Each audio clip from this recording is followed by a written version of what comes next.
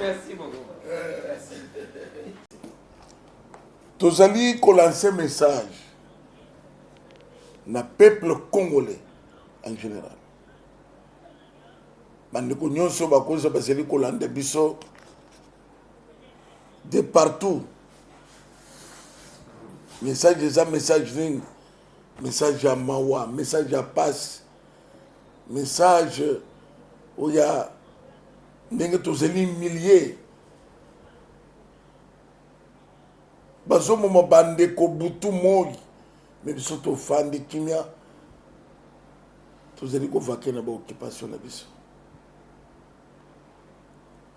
Message na biso ezali ya même FARDC lero bakomona yango bakomona ke peuple population etie biso mpe maboko tokotika bango moko na fronte biso il faut tocréer front mosusu awa na kati contre bamindele. Marche na biso ezali likolo ya bamboka nyonso ya minene tozoba grande puissance oyo bazali kobundisa biso puisque eza Rwanda te, eza bandeko meme ya Kenya wana Uganda te. Soki lelo États-Unis alobi guerre esili kusili puisque bango nyonso basangani bake kosoutenir Ukraine oyo azali agressé. Mais pourquoi ils sont agressés? 10 millions de morts. Mais pas même condamnation. Ah, bazolité, bazogoma. Pour pas bande ce comme à négociation. Bah, comme un imposition dans Bangladesh. Peuple congolais bolamuka. Et longo. Nande ko lié, tout est solo là. Les 3 février kofanda na ndako te biso nyonso na balabala mpo na nini? Mpona koloba non na France, koloba non na États-Unis, Grande-Bretagne, Allemagne, koloba non na Belgique. Nde bazopesa bango minduki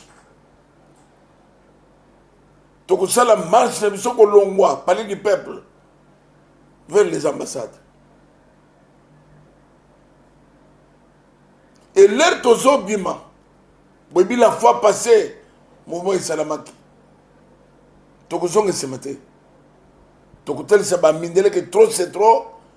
Tous allez pour défendre, m'appeler, tout ça pour défendre mboka na biso. Kuna bato bazo kufu bango fongole ba ambassade. Alors, nandenge tozoke na mouvement, ce qui est zéli que, ba mindele ba yokite ba trouver solution te, biso toko fande la bango de baba ambassade na bango. Ba kosala musala te, ba trouver le biso solution. Toko bande kolala wana, ya biso nyonso wana, toko luka banzungu, ti tozomela wana kwanga tozolia wana soki tokosala 1 mois tosali 1 mois solution bima baambassade nyonso ezali de mèche na M23 tokozala liboso ya baambassade na bango jusqu'à ce que tokoya kosenga bandeko nyonso oyo baza na poto avion ya ba français ba komata te awa pe biso pe to komata te ya ba belge intérêt na bango nyonso bazaka no hotel au restaurant tokolia kuna